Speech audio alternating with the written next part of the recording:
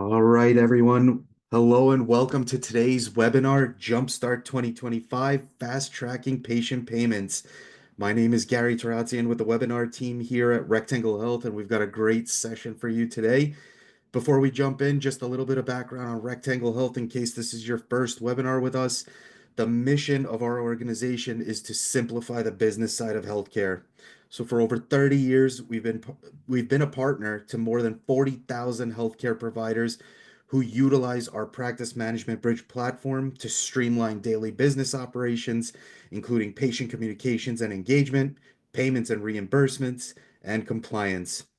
Today's webinar ties in with our best-in-class bridge payment solution that lives within the practice management bridge platform. As we go through the training today, if you'd like to see firsthand how this tool can help you quickly and automatically capture patient payments pre-care, at the point of care, and post-care, eliminating the need to send out those paper statements, saving you and your colleagues valuable time, and delivering enhanced patient experiences, a link to schedule some time with our practice consultants will be in the chat just as soon as I pass the mic over to our speaker today.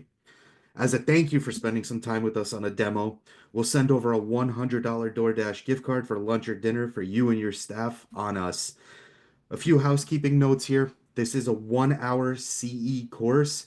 We are accredited by PACE AGD. You will receive those CE credits via email. Please allow for 2 weeks to receive them, and just make sure you check your spam and junk folders just to be safe. We have a lot of credits to process, so we thank you in advance for your patience there. If you are joining us on mobile, please note the experience will be much better from a desktop. You may also struggle to answer the mandatory polling questions if you're joining us on audio only or on mobile. We'll have a total of 4 polling questions throughout the hour, and in order to receive your CE, you have to participate in these questions. So it's very important. Please do not forget to answer the questions. And at the end of the webinar, you'll be prompted to take a brief survey. Just looking to collect some feedback because it's incredibly valuable to us. Our aim is to take your thoughts and your feedback and incorporate it into future webinars to deliver the best training experience possible.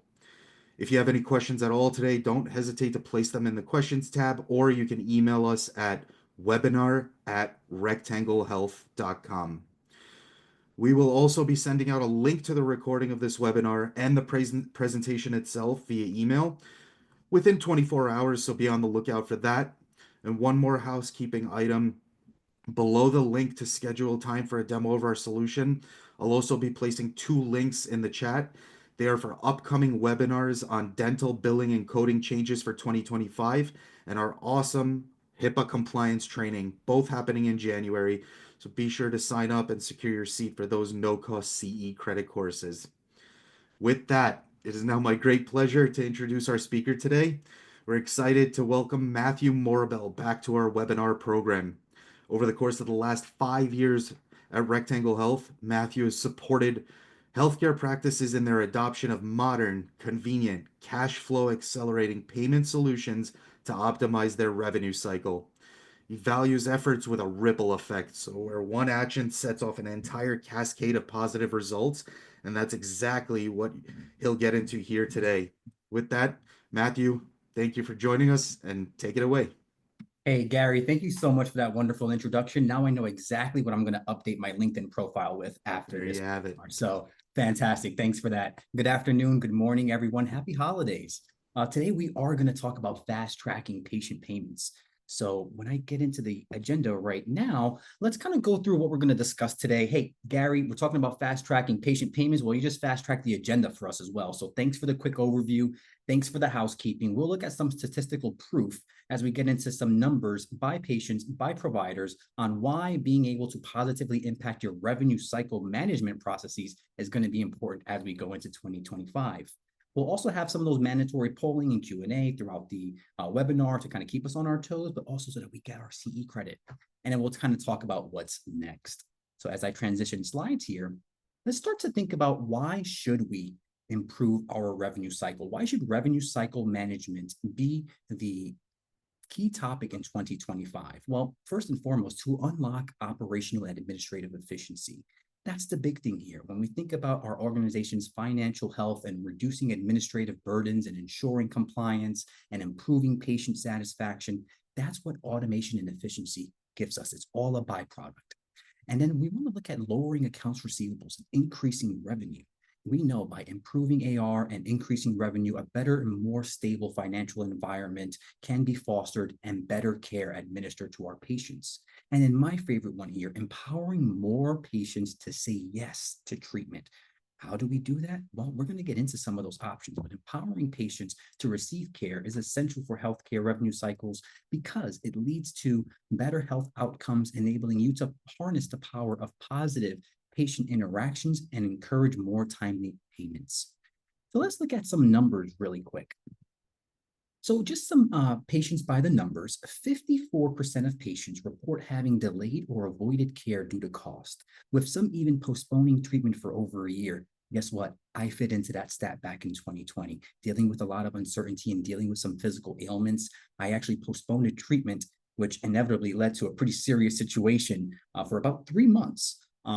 So I am someone who was apprehensive to receiving care because I was worried about cost with all the financial uncertainty. So I am a part of that stat. And then look at this other stat down here. 90% of patients say their loyalty to providers relies on their financial experience with how and when they can pay. Later on, we're going to talk about why convenience matters, but this stat is the proof. Payment options are more important for patients than ever before because of the flexibility that folks now need in order to manage not only medical costs, but their day-to-day living expenses and lifestyles. So not having to deal with financial stress, my apologies, because options are made available to us as patients, it's going to allow for better financial planning down the road.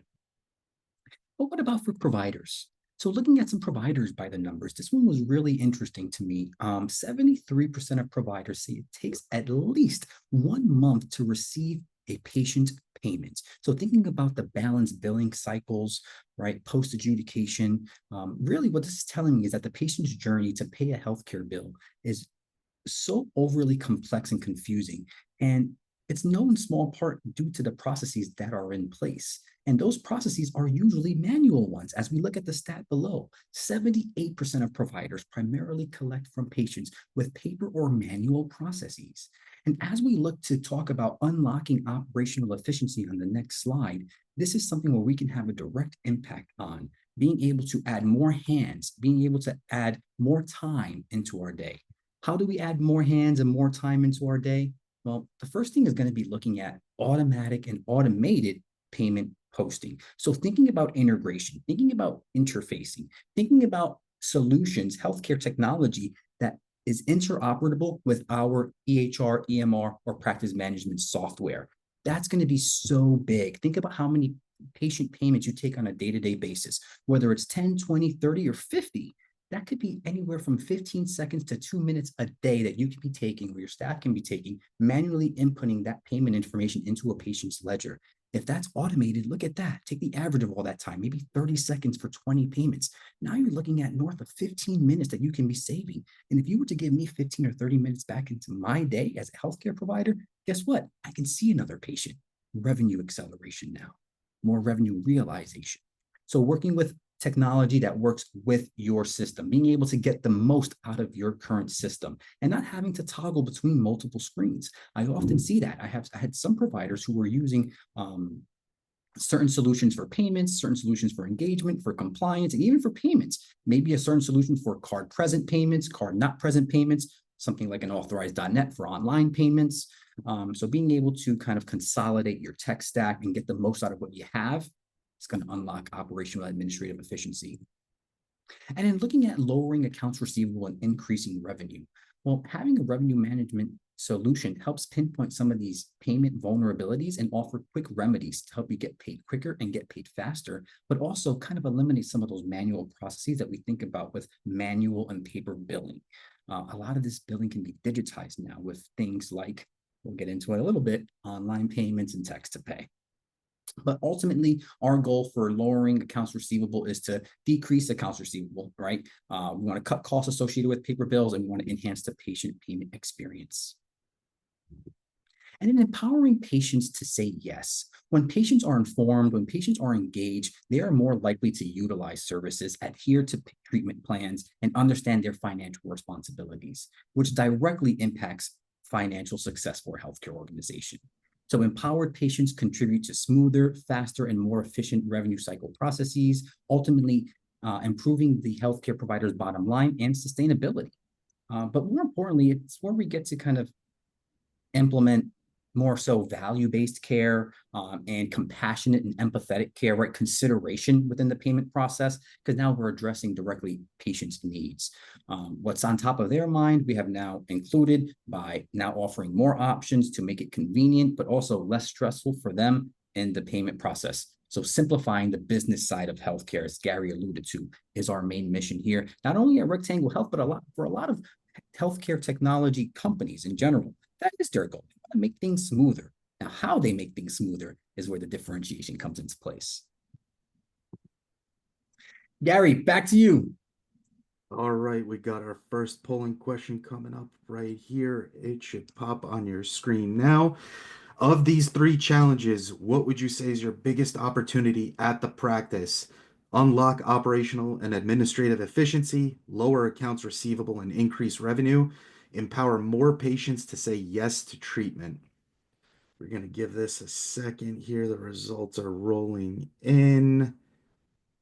And here we go. I'm going to end the poll and pop these answers, the results up.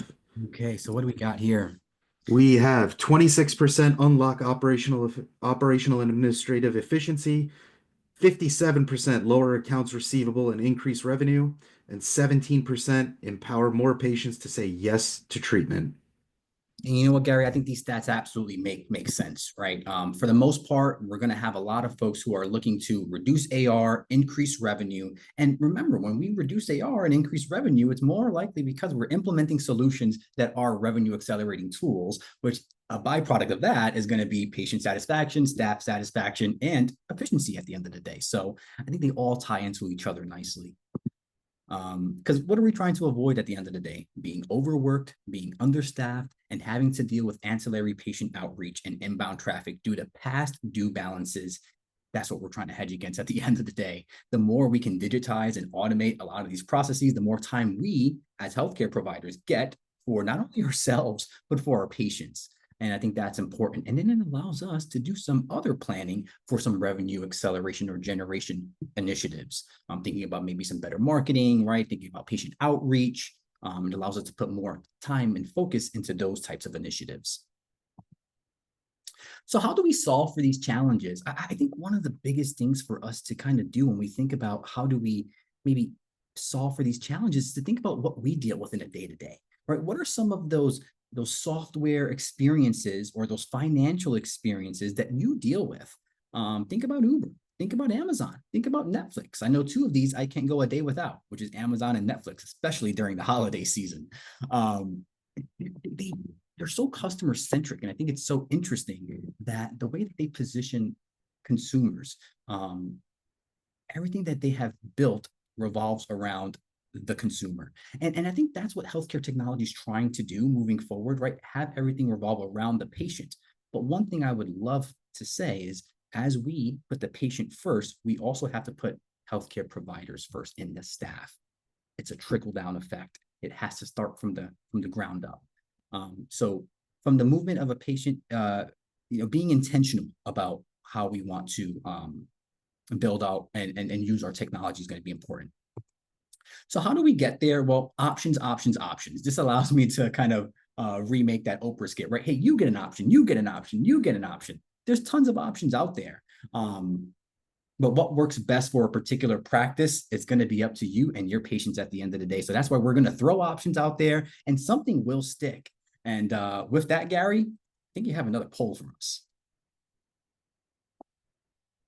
Yes, I do. And question two is coming right up on your screen now. At which stage of the patient journey do providers have an opportunity to deliver an exceptional experience? Pre-care, post-care, point of care, or all of the above? Kind of a layup here. I'll give it another second. And the results are overwhelming here. Let me share these results. Matthew, as expected, all of the above, 100%. Absolutely love it because we know that at every stage of care, we have the opportunity to allow for the best and most superior experience possible for our patients. And it's so important that we allow for revenue accelerating initiatives to take place pre-care, point of care, and post-care. There are ways prior to that patient coming in for their very first time towards getting their deductible, getting their copay, allowing them to know what options they have made available to increase our chances of empowering the yes to treatment. It all ties into each other. So we were talking about earlier how convenience matters and the ability to offer easy, convenient payment options at various key stages, like Gary alluded to, pre, point, and post care.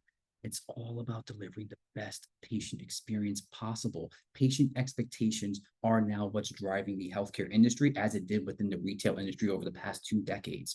It's now really formally coming into healthcare since COVID, right? The move to contactless payments, more digital payments, being able to have more interaction with our providers, more time in the chair rather than dealing with the clipboard experience, right? So being able to digitize that clipboard experience, digitize payment experiences. It's really come about over the last 4 to 5 years, right? So online payments, let's get into the options. Online payments is such a big thing. When you think about a 24/7, 365 revenue generating tool, that's what an online link is at the end of the day. And what it's going to help do is speed transactions up, improve revenue cycle management, faster payments, fewer bills, increased patient satisfaction, streamline your processes, and of course, enhance patient convenience. And the more we are able to empower patients with the way that they want to pay, guess what happens for us as providers? We get paid. So the more options you are able to get out in front of patients, the more likely you are to receive payment. So this link, this online payment, like what is that? Is that like a payment button on a website? Is it something that you can put on an email or send through a text? All of the above. So you can add this link right onto your website through a Pay Now button. You can include this link or the QR code onto your billing statements for those folks who still prefer to have statements mailed out to them. You can actually print out and laminate this QR code or even make a sticker decal and put it on your windows, put it right next to your terminals at checkout or check-in. You could also add this URL, this link right to your emails. You can even put it in a text through text to pay. That's made available through a lot of healthcare technology platforms nowadays. And hey, just another thing, we know social media is huge, right? We know that TikTok has blown up. And not that I want to mention it on a healthcare webinar, but TikTok is huge. Instagram is huge still. Facebook's still a thing. Being able to include this Pay Now link onto the social media is going to just get more eyes onto the link. Drive traffic, drive revenue. So let's get into text to pay a little bit, because this is something that has been relatively new over the last 5 years as well. Now you're probably getting text to pays or even texted through companies like Con Ed and Verizon and AT&T. Well, text to pay, it helps alleviate the burden of chasing payments over the phone or by mail, and really just allows for patients to pay the way that they prefer to pay, which is through their mobile devices. That same thing that's attached to their hip 90% of the time, right here next to us. You can use it for outstanding balances, copays and deductibles, no-show and late fees, right? To ensure that our chairs are filled, that calendars are protected, that revenue is realized. That's a big one. I've actually got hit with a $25 late fee before from my dentist. So I'm well aware that that is a thing. So pre-point and post-care, of course, and then patient preference, right? Folks prefer to pay digitally and pay through their phones. They're accustomed to it. They're familiar with it. And all of these reasons that we can use text to pay for, it helps us to improve collections, speed up revenue cycles, again, keep those calendars protected and full, expedite check-in and check-out, more time that we can have in office or with the patient, right? The better, and increase patient satisfaction. And just some simple ways for us to position text to pay. Hey, would you like to pay by text? We have options made available to you now, but we do have to be proactive and empower patients to pay this way. Let them know that it is available. You can do this before the visit. You have someone calling you in. Hey, I would like to schedule an appointment with Dr. Jones at 10 o'clock on Monday. Hey, not a problem. Patient Morabel, by the way, you can pay your $25 deductible right through this link that we can send you in 3 seconds. Fire it off. At the point of care too, maybe it's a busy day in the office. Maybe you have a couple people waiting to check out. You have a third that's in line. By the way, hey, Mr. Jones, I see you in line. You want me to send you a quick text to pay? Not a problem at all. Have his account up, send him the $25 copay, good to go. And then, of course, after visit, thinking about post-adjudication, thinking about being able to digitize the manual billing processes of sending out a statement 30, 60, 90 days out. Now we can send a text 5 days, 15 days, and 30 days out, hopefully getting that balance back to us quicker. And we want to prevent as many balances going into billing companies or collection agencies as possible. They're taking revenue from us. We want to maximize that. Some quick stats as it relates to text to pay and texting in general. Guess what? People will read what you send them. Even if you might not get a reply, 98% of the time when a text message is sent to someone, they will open it.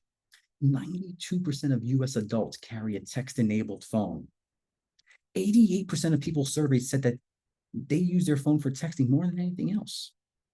85% of customers prefer receiving text messages over a phone call or email. 97% of companies found they communicated with customers more effectively after launching texting initiatives. And guess what? 90% of companies say they leave voicemails to talk to customers. Only a third, not even, listen to that voicemail. So I think it's important for us to realize what are those preferred modes of communication and really do our best to implement those in order to communicate more effectively with our patients. At the end of the day, we want to preserve and enhance that doctor-staff-patient relationship. So just to kind of reiterate and wrap up the digital payments section as it relates to maybe that link that we can put on our websites, that link that we can put on our QR codes, that link that we can put on our social media, we can send out through text to pay, put it in our statements. The benefits of a digital payment is it's faster, it's more convenient, it's more secure, it allows us to manage our AR better, it streamlines processes for us, and it enhances satisfaction. Gary, you said they needed 3 questions, right, for it to count as a CE credit? They gotta answer all 4. All 4. There's 4. Oh, you snuck There another is one? 4. Oh, Yes, I Gary, did. I snuck in and added good that. grief. Well, hey, guess what? They can knock out the 3rd one right now. Perfect. Coming up on your screens now, folks. Of the choices below, which is not considered an effective way to share your payment link? Add a payment button to your website, post a QR code around your office, add payment links to your text messages to patients, hand write the link on a note. I am not sure how that one would go, but hey, whatever works, right? Give it another second here. All right, results are in and shared. 90%, 97% Matthew saying handwriting that link on a note is not effective. You know what, Gary? So let me get involved here because I am happy that there was a 3% that chose option 1. Because what if power went out at the practice, Gary? Guess what? And for some reason my phone's down. I don't know. Something weird's happening. There's like an alien invasion. Guess what? I'm going to remember that link. I am going to put it on a post-it note and I'm going to give it to somebody to make payment for that. When power's back on, you're going to be able to pay me instantaneously. So I totally get it for that. Those couple people that might have said, no, I get it. Hey, next slide here. All right. Just to kind of go over one more fun fact. According to recent studies, 85% of patients would rather pay for services using an electronic payment method, such as an online portal or a mobile app. We know that they want to use their phones. We know that they want to pay us. We just have to give them the way that they want to pay us. That simple. It's that simple. Keeping a card on file is another option. So we talked about an online payment link. We talked about text to pay. Now we have card on file. Now this will be more familiar than maybe text to pay or even online payments. Card on file has been around for a while. Even when we think about a lot of these companies who we currently use subscription-based models of payment for, like Amazon, like Netflix, we were doing this back in 2010, 2012. So it's not so unfamiliar in the retail space. But again, for the healthcare space, there's a lot of confusion, a lot of questions that surround keeping a card on file. And we totally get it, whether it's security or whether it's cost transparency or authorization of payment transparency, we do get it. But card on file has so many use cases and it's so versatile. Yes, you can still use it for outstanding balances and copays and no-shows and cancellations. But what about thinking about what other functionality you can use with card on file. What I mean by that is recurring payment plans that we're going to talk about in a little bit, but also memberships. So taking our patients' finances into consideration and maybe creating some type of a membership or loyalty program that allows folks to get discounts, but also encourages folks to get treatment, right? Getting our patients in the door, that's going to be useful too. And that's what you can utilize and leverage card on file for.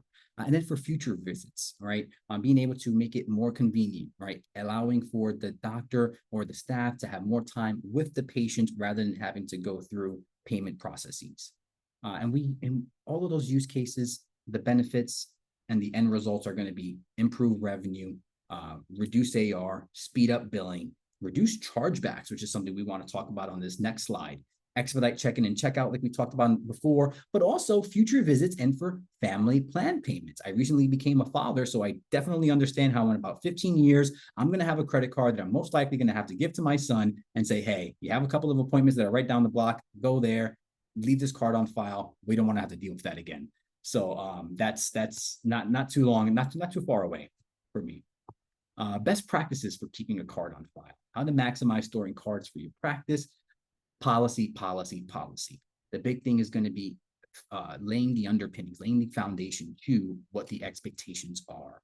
So whether it be for no-shows or cancellation policies, hey, we're leaving a card on file with this particular intention. Ensuring that there's a signed pre-authorized healthcare form. Now there's pre-authorized healthcare forms that can be leveraged in order to create transparency for what a card on file is for. So again, being intentional about leaving a card on file, but also being proactive about what it's for and when it's going to be charged and for what is going to be charged and the cadence for when it's going to be charged. I think that's all very important, and you can get all of that information as a patient right through that pre-authorized healthcare form. And there are some technology stacks that even develop those forms as soon as a card is left on file so that a patient has access to that via email and via printout. Addressing concerns with relatable examples, as we just kind of talked about, thinking about Amazon, thinking about Netflix, thinking about Uber, thinking about your own experiences. Guess what, folks? We are all patients at the end of the day.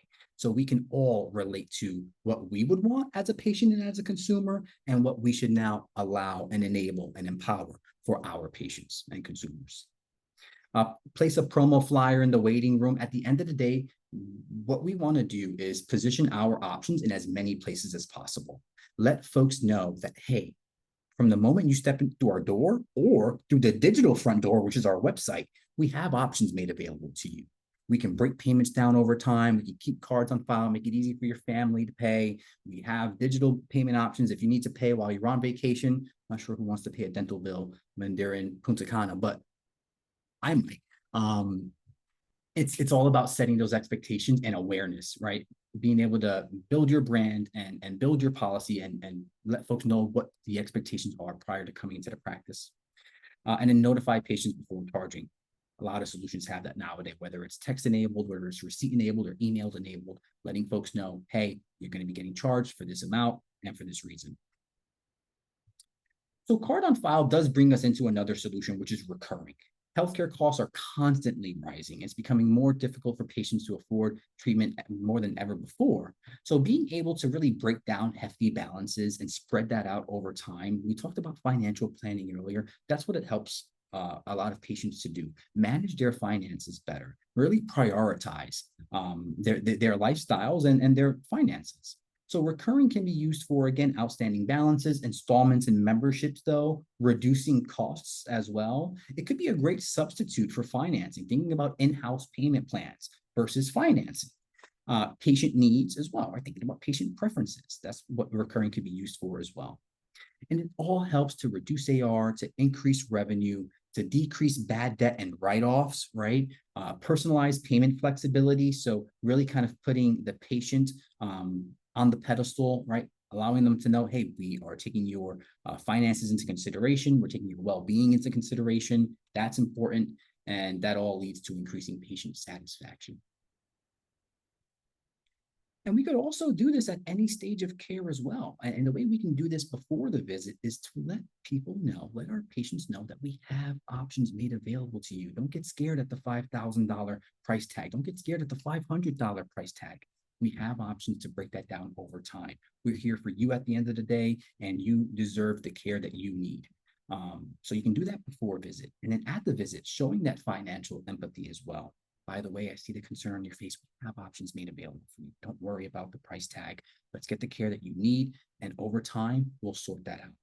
And then, of course, after the fact, thinking about being considerate. What I mean by that is, hey, if there's still patient balances after those first couple of bills went out, those first couple of statements went out, the first couple of invoices went out, shoot a text over, shoot a phone call over. Hey, by the way, Matthew, I saw that you still have that balance of $177.26. Just to let you know, we do have payment plans made available to you. If I also do some quick math, we can do 4 easy payments of, $44 a month or bi-weekly. Being considerate and being proactive. That's how we're going to get paid at the end of the day. So how to get more patients saying yes. We talked about it, proactivity and transparency with the amount that the patient owes, whether it be their deductibles, their co-pays, or even post-insurance, right? Thinking about post-adjudication, about balanced billing, being proactive and transparent about that. Offering flexible and affordable payment plans, reassuring patients that their card won't be charged all willy-nilly, right? It's intentional while we're keeping your card on file.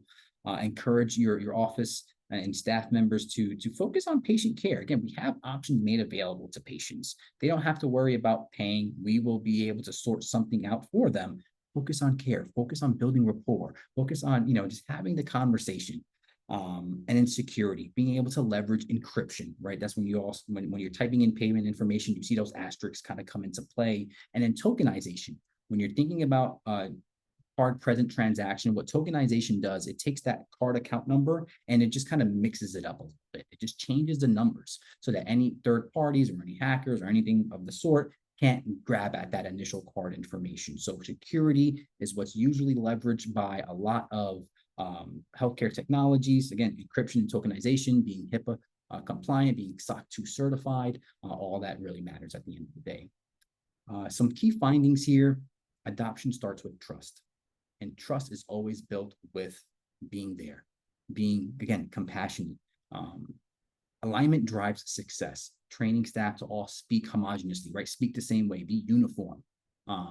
And then practice makes perfect. Guess what? Especially if you're rolling some of these initiatives out, whether it be next week or in 2025, or you recently rolled out or adopted some of this functionality, it takes time to implement. So just give yourself a little bit of grace. It's not going to be an overnight fix. Things like, implementing an online payment link on your website and text to pay, they certainly can. But for things like card on file and recurring, it does take time to build that up. Gary, hey, you said that there was a 4th polling question. Well, let's just knock it out. Let's get into it. All right, it's coming up on your screen now, folks. Recurring payments and keeping a card on file can be used to help improve collections, prevent identity theft, reduce AR, keep your practice compliant. We'll give it a minute here. This one's not so much of a layup as the others were. So we'll give it another second. Getting a good mixed bag. Awesome. And we'll show the results now. All right. So All what do we got right. here, Gary?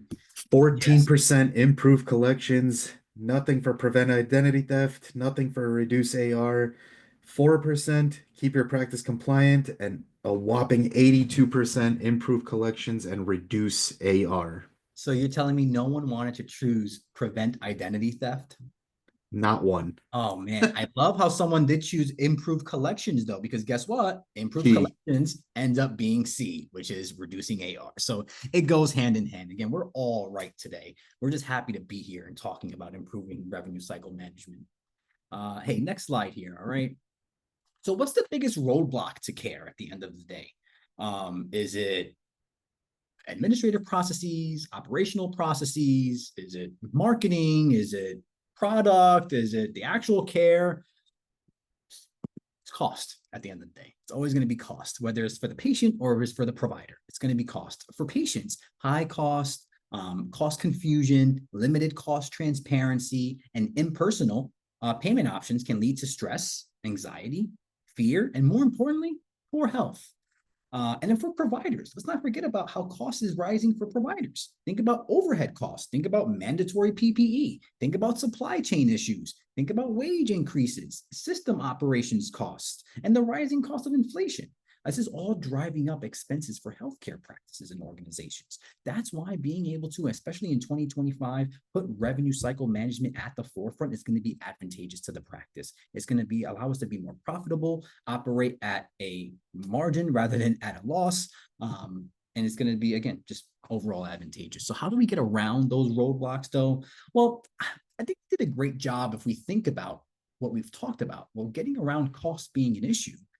We can leave cards on file. We can set up recurring payment plans. A patient can even use an online link to set up their own payment plan, right? I can pay Dr. Jones $10 today, another $20 on Monday, and another $30 next Friday, all through the online link. So a lot of flexibility when we think about text to pay, online payments, recurring, and card on file. But another thing, we kind of touched on it when we were talking about recurring, patient financing. It's huge. This is what I was able to leverage back in 2020 when I was dealing with those ailments.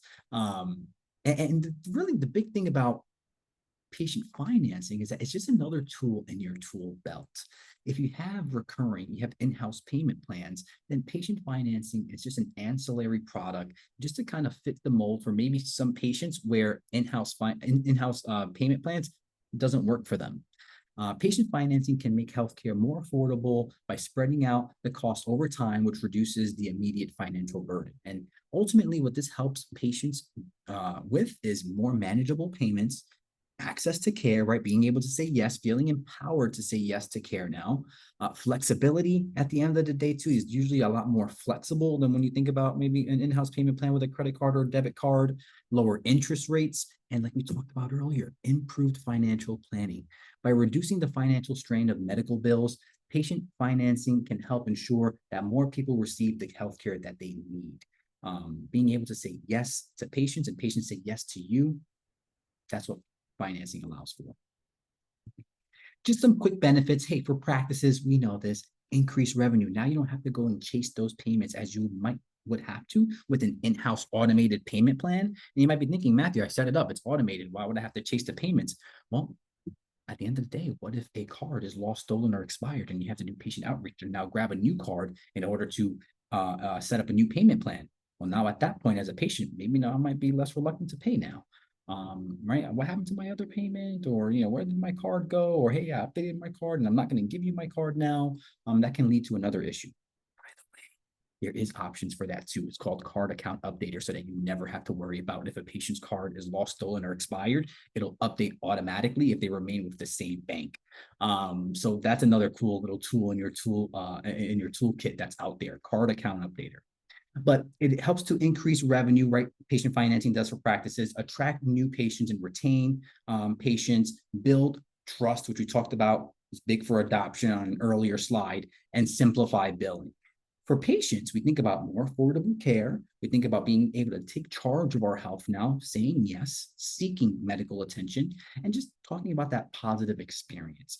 And for providers, being able to harness those positive interactions, it's huge. Being able to leverage patients who are going to, again, promote you and get more referrals in the door, that's something to also take into consideration as well. You're going to have some patients that are going to be champions of your brand and of your business. And those are folks that we also want to be, catering to as well. Some thank you notes here and there, again, sending them texts of just appreciation. Maybe that's someone who you include maybe in your membership plan or loyalty plan, folks who are going to champion your brand and promote your business. So I know we're wrapping up here, so I just want to talk about kind of bringing it all together. We talked about a lot of things, and really what it comes down to is thinking about solutions that give you more with less systems, and also leveraging our current systems to the best of our abilities.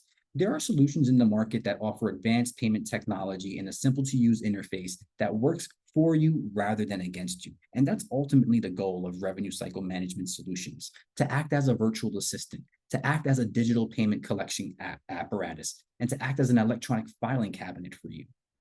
So the more we can get the most out of our current systems, our current EHRs, EMRs, and practice management softwares, and maybe that particular payments, engagement, or compliance vendor that we use, being able to ask questions of automation and payment posting, of card on file, recurring payment plans, things like text to pay. Do those things come at a premium? Is there another tier that I have to buy into in order to get access to some of that functionality? Let's start asking some of these questions as we get into 2025 because it's going to help our bottom line. So when we think about building a strong technology stack, we already talked about getting the most out of the technology that you already have. Healthcare providers can get the most out of their tech stack by ensuring that their systems work cohesively, training staff to use them effectively and efficiently, and regularly, this is huge, regularly assessing new tools and strategy to further enhance patient care. That's a big one. Being open to what's out there in the market. I know that you folks are busy. I totally get it. But when you are getting a phone call here and there from maybe someone from Rectangle Health trying to talk about what we do, what do they do? How can you help me? How are you going to drive more dollars into my practice? Give them a minute or two. But how are you going to help my bottom line? How are you not going to be a cost to my practice and instead make that $200 a month that you cost me and turn it into $2,000 that you're generating for me a month? Those are the questions we want to ask, especially as it relates to payment posting and integrations. What types of capability, integrated capability do you have for me? Again, does that come at a premium? So just for us to kind of start thinking about, ROI, return on investment, as we get into 2025. I want to wrap us up with the 4 C's for building a powerful tech stack. 1, cash flow. Solutions that help increase revenue to improve cash flow for necessary funds to operate efficiently, pay staff, and invest in quality patient care. Cash flow is king. Convenience, options that help make life behind the desk and with patients easier. Cybersecurity, ensuring your systems are up to date, practicing proper compliance, and utilizing payment encryption and tokenization methods to ensure that security is always top of mind. And then collaboration, working seamlessly with your current system and workflows, helping to streamline and enhance and not slow down or derail your current administrative and operational processes.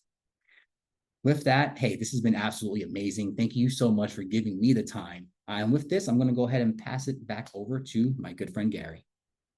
All right, Matthew, thank you for a great presentation. And folks, that concludes the CE portion of our presentation. And before we wrap up here, just a few reminders and housekeeping items. If your practice is not implementing one or more of the tactics Matthew discussed today, I want to invite you to take a quick demo of Bridge Payments platform with one of our practice solutions consultants. The link is in the chat to schedule that demo. They'll take you through the capabilities of the solution, showing you just how simple it can be to fast track those patient payments, increase revenue, save you and your staff some valuable time. And also, when you meet with the consultant, ask for a sneak peek of the entire Practice Management Bridge platform, covering not only payments, but robust patient engagement and compliance tools. Practice Management Bridge integrates with dozens of practice management systems directly and can interface with any system out there. And one more reminder on that, in order to receive the $100 DoorDash gift card I mentioned earlier, you must complete that demo before December 30th. On to the next housekeeping item. CE credits will be emailed to you again within 2 weeks of today, so be on the lookout for those. They will be delivered to your email.